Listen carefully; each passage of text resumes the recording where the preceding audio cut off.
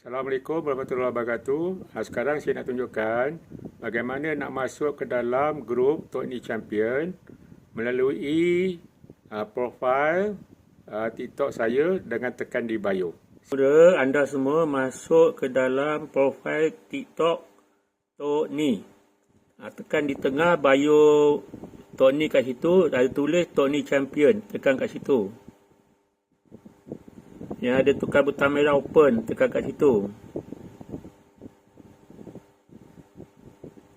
Lepas tu ada tiga dot dekat atas belah kanan tu. Ada 3 dot kat situ. Tekan kat situ.